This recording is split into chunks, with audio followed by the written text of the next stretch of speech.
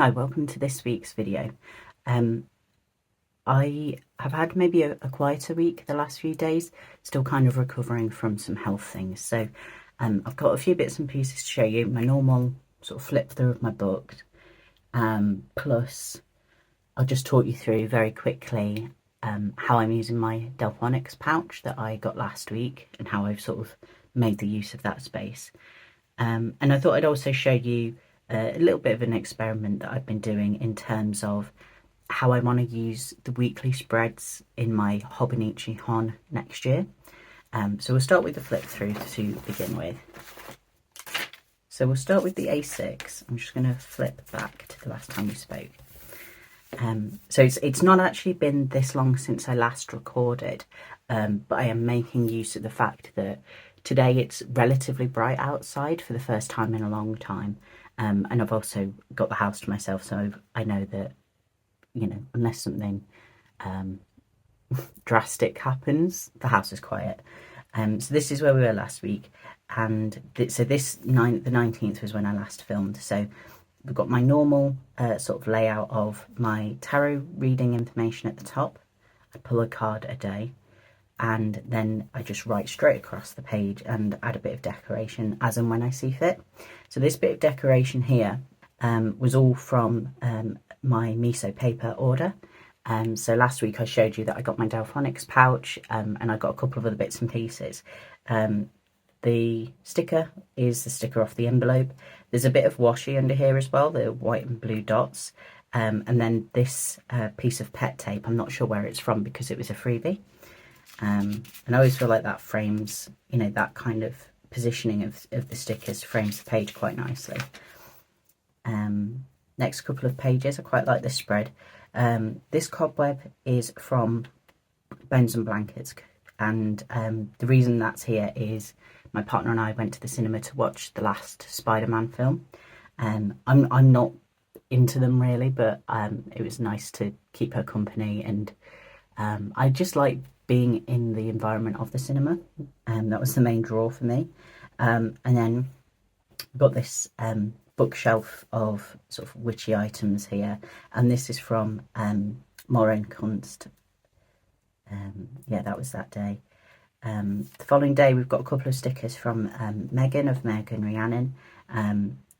In the morning I spent quite a lot of time writing and commonplacing, and I'll show you those bits shortly. So that's why we've got the Commonplace book here.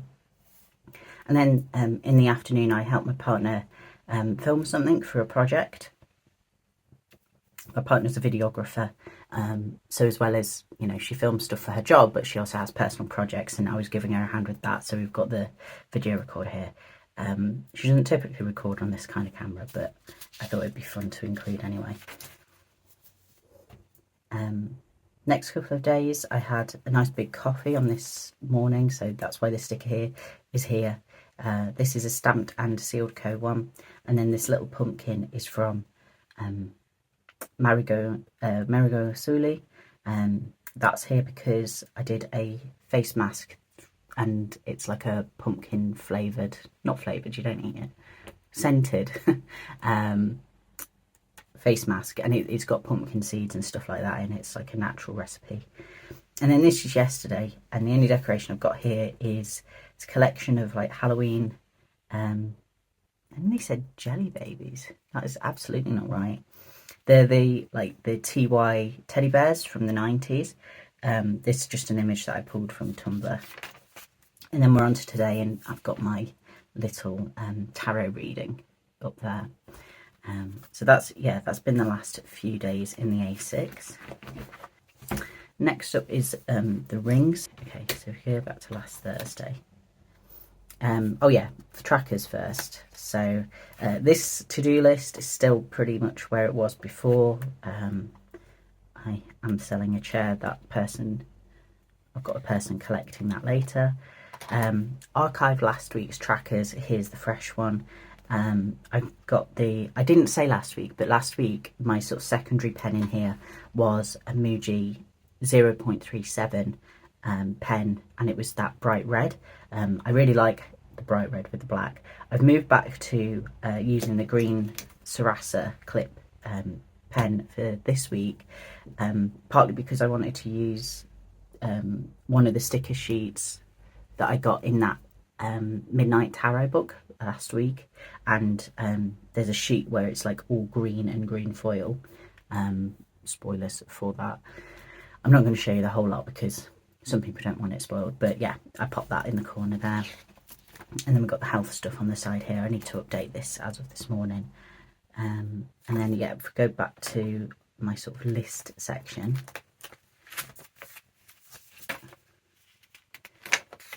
Okay, yeah. So this is roughly where we are. Yeah, I can see filming here. So on Friday for my to-do list, I used, I don't know what the proper word is for them, but they're like press-on letter stickers. I've got them in the back here. So I picked these up kind of on a whim from Ryman's a few weeks ago now, and initially I thought they were stickers until I took them out of the packaging. And what it actually is I'll just show you quickly. There's like this paper, and then there's this almost like blotter paper kind of thing. And what you do is you put down the sheet where you want the letter to appear and apply pressure to the letter. Usually they sort of recommend you use the end of your pen, and it transfers it. A kind of like a temporary tattoo. That's probably the best thing to sort of compare it to. I thought, oh God, like I'm not gonna get on with this. But generally speaking, they've been all right. So yeah, that's Friday's list. Made some notes for myself. I had an idea about one of the things that I was going to draw for Peachtober and changing my mind on it, so I just wanted to give myself some bullet points. You can see the title thing, I did mess it up just here on the Saturday. I can still tell it's Saturday, so it's not the end of the world. The heading here, this is one from Flying Tiger that I got as part of the same pack as this one. As is this sort of circular shape here, or oval shape.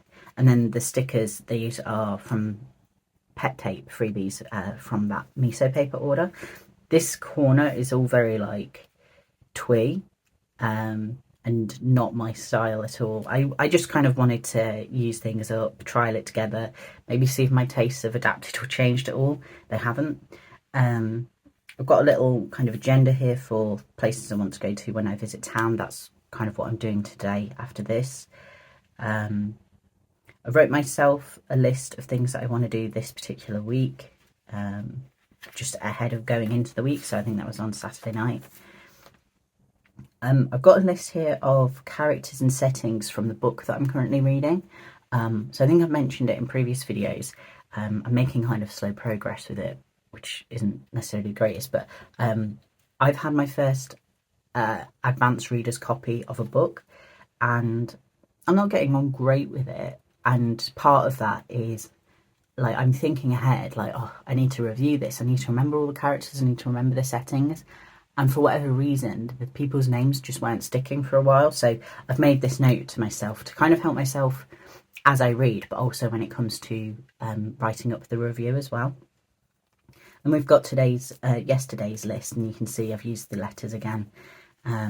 And I quite like how it looks. Like things are a little bit like wobbly, uneven, but I quite like that where it's messy but still legible, if that makes sense. Yeah, I've done myself. I've like misspelled stuff. I might actually like scrap this piece of paper and write these questions out again. I've got an onboarding call for, I guess, a project, you might say. I'm trying to think of like the best way to word it without like getting too personal. I've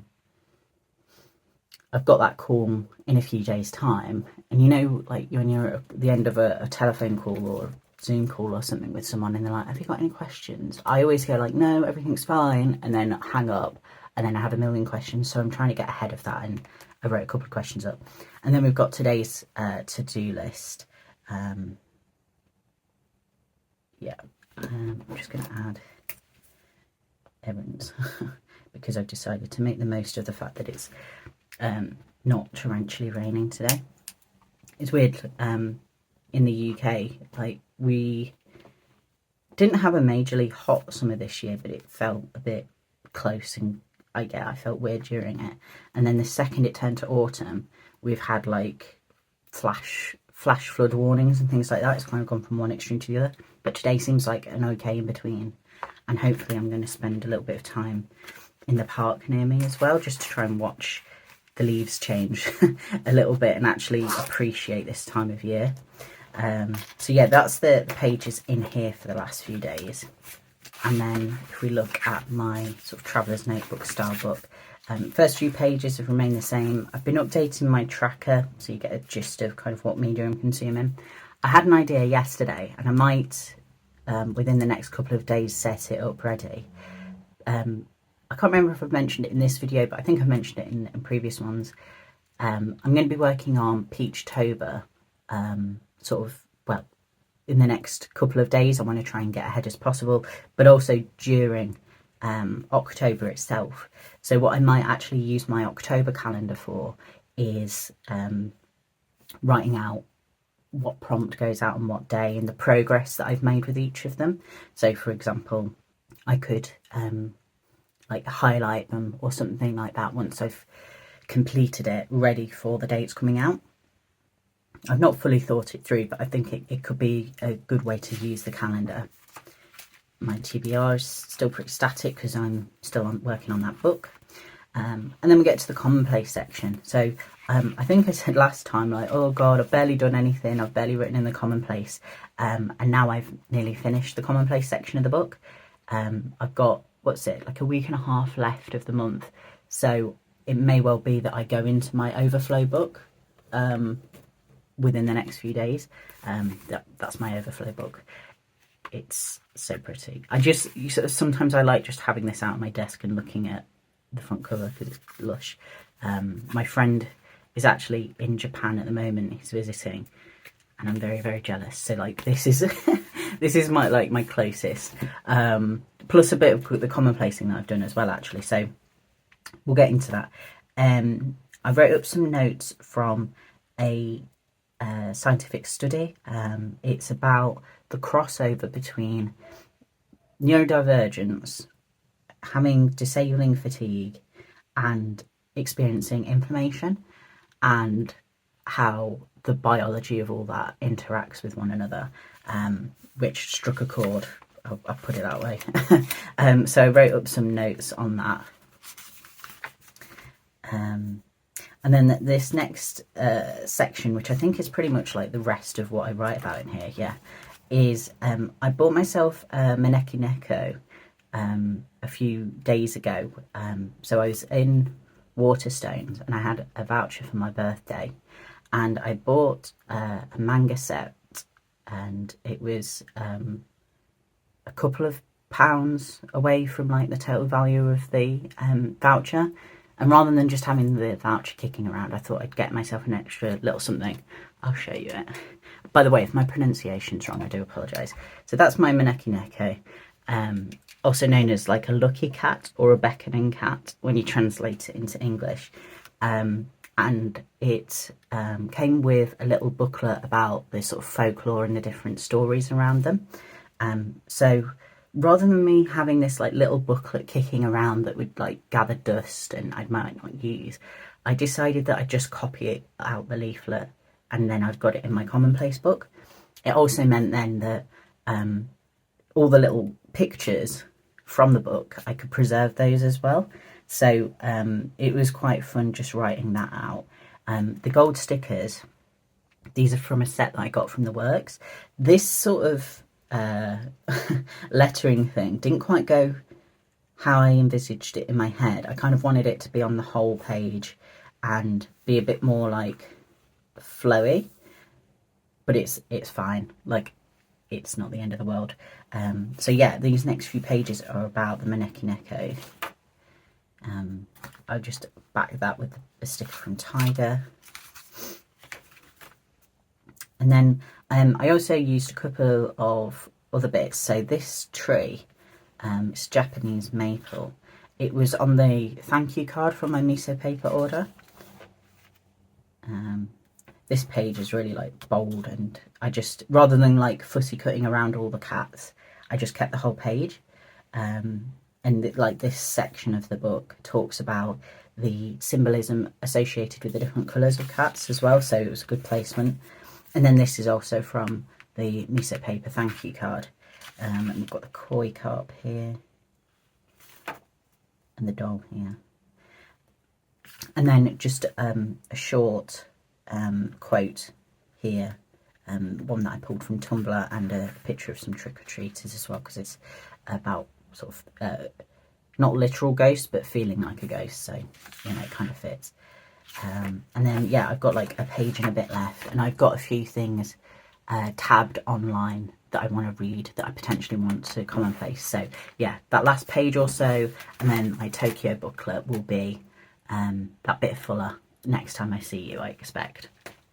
So in this next part of the video, I thought I'd quickly show you my Delfonics pouch and what I've got where. I don't want to like talk for too long about it, just because some people find this sort of stuff interesting. I like watching videos where people are like, what's in my pencil case? But I know they're not necessarily like the best. I don't know. I won't talk for ages about it anyway. So the back pocket here, this larger one, I've got pencil boards in, and I've got my everyday pockets in from Hobonichi as well. These are just going to be very easy for me to access if I need a ruler. These front pockets, I've got my sort of ride or die Pilot friction pens in here. I use the refills, generally speaking, just to try not to waste so much plastic. But I have bought a couple of packs of the Pilot friction pens because if I lose some, or if I'm in a situation where I can't do the refill, so like sometimes I struggle with my hands and my dexterity, so it's easy just to grab a fresh pen in that instance. A pair of scissors, I'll just put those on the side. Got correction tape here and a couple of stencils. A pen here that I don't use loads. I got it free as part of a stationery palette order, and it's got cinnamon roll on it. I've got a couple of like bold pens for headings. I don't particularly do that a lot, but it's nice to have the option. And then this end section, I've got a pair of tweezers and a pen knife as well. This pocket here has a pencil board from last year's Hobonichi spring release. Originally I'd got it cut down because I was using it in my Filofax, but I don't need to use it in there anymore. And then I've also got my dot stickers for when I do my Commonplace entries. And then this pocket, I'm not going to show you lots because it's the Halloween sticky club stuff, but I took them all out of the concertina thing, and I've just got them front and centre here. I'll probably, so I've got my like separate book that has my sticker release paper in. I'll probably transfer stickers from here when sheets are nearly used up. The reason I've not thought to myself to transfer them over straight away is each sheet is done by a different artist, and if I put them on the sticker release paper, I'll forget who's done what, whereas on here I'll be able to credit people properly for their work. And then in here it's black, so you'll probably struggle to see. I've got a Pritt stick in the main section. I've got my zip dot pens in the middle, lying down horizontally, because the container always says to keep them horizontal. I think it's to make sure that the ink like flows between both ends or something. And then I've also got in the pockets my Hobonichi freebie pens. That's what, last year, and then I've got this year's 2024's, but 2025's I've actually given to a friend, and my Sarasa pens as well. And then typically I'll be able to put these away now because I've done shown you. And then typically what I've been doing as well, because of the size of this pouch, is I'm keeping my Commonplace and my A6 in there, and that sits really tidy on my desk. So now my desk is that bit more minimal because like this is the setup basically. So yeah, I'm enjoying that, and that's pretty much what I've got going in there. I love the size of these and the portability. it's occurred to me to maybe put some badges or patches on, but it's weird. I always feel this tie between wanting to like customize things and make them my own, and then my draw towards like more of a minimalist look and a more clean look. Here things feel quite personalized still because like of how I've layered things, and it's nice having the Halloween stickers front and center as well. So I think at most I might put like you know, like a key ring or something like that on here. I kind of want to keep it a bit more minimal, I think. And then the last thing I just wanted to show you, it's just a little experiment that I've been doing, and it might be an idea, you know, if you want to try different layouts and stuff. I posted an Instagram story about the fact that I'd done this, and someone messaged me like, oh my god, this is an amazing idea. It's weird, I don't necessarily think of myself as someone that has bright ideas often, but hey, this might be helpful. So last year I was in the Hobonichi Cousin and the Hobonichi Weeks, and in the Cousin I always struggled with the weekly layouts. I never kind of knew what to do with myself. They always felt really messy. So I decided that I would open up a week. I think, yeah, it's the first weekly spread of the year for next year. Scan that into the computer, print off a couple of copies, and then I could just trial how I might want things to look. So yeah, this was the one that I did first, and I've used the washi tape to like blank out the dates, because for this particular spread or this particular way of working it, I wouldn't need to see the days of the week, and I've just added this week's sticker from Lethbridge Paper. And essentially I want to get as much use out of the Hon as possible and keep things in one place as much as possible, with my Filofax being kind of overflow. So my thought currently is that actually the trackers section of my Filofax I can put in the weekly spreads of the Hon, and then that way the Filofax is essentially just going to be this place for like my scrappy lists and my to-do note, my to-dos and that sort of thing, and it can still be the thing that comes out and about with me. Although that being said, I've got quite a few small like pocket-sized notebooks and things. So actually what I might end up doing, or I might go between using those little notebooks and the Filofax. I've not quite decided kind of the approach I want to take. I'm happy with the rings and I like playing with like the decoration and stuff like that. So I think for as long as I've got paper and resources to go in here, I will continue using it. But I think it's nice to know that rather than me buying paper to go in here, I can just use the notebooks, and then once the notebooks are all used up, this is going to be on the shelf waiting for me. So yeah, that was a bit of a side quest there. Essentially I wanted to make sure I could get the trackers in these weekly sections, plus like an overview of the week ahead. I, generally speaking, don't do loads. I'm not out and about a lot. My health at the minute doesn't like permit that. So the first way I tried it was my weekly tracker here, my daily tracker here, my weekly tracker here. So the things I try and do every day and the things I try and do once a week. Then a to-do list for the week, which is like a nice running to-do list. And then potentially like media tracking of some sort in this corner. And while that works all right, I thought actually there might be a better way. So what I think I'm potentially going to have landed on is using the top section as kind of like an extra reminder of any appointments and stuff I've got on. So my calendar I'll be using as a traditional calendar, but at the beginning of each week I can write out, okay, I've got to clean on Thursday morning, I've got a house viewing at 12:30, whatever it is, and then I've got it here with my task list to kind of think, well, how can I fit these tasks in considering what I've got on that particular week, plus my trackers along the bottom side. So I've used the washi here initially. It is a bit wonky because when I scanned the pages in, it wasn't 100% flat. I didn't want to squash the book too much and damage it. What I think I potentially would do in the book itself is just draw a line, just so it's a bit cleaner, it's a bit more minimal. And then the other thing that occurred to me is how I've got the Monday, Tuesday, Wednesday, Thursday, etc. Here, at the moment, I've not like redone that, but I think I probably would, just to make sure that I'm marking it in the correct box. So I might print off another copy of this at some point, just to get that like quote unquote final version sorted. And then, you know, in terms of tape and decoration and stuff, maybe I add that in midweek or something. So that's what I'm thinking I might do next week. And it was just nice to have that play and experimentation without worrying and stressing about ruining the book.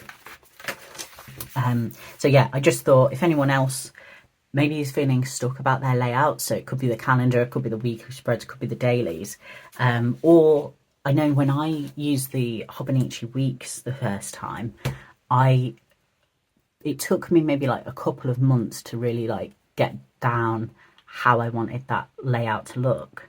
So yeah, if you've got access to a scanner, or maybe even, you know, if your phone's good enough, you could take like a clear photo and print that off.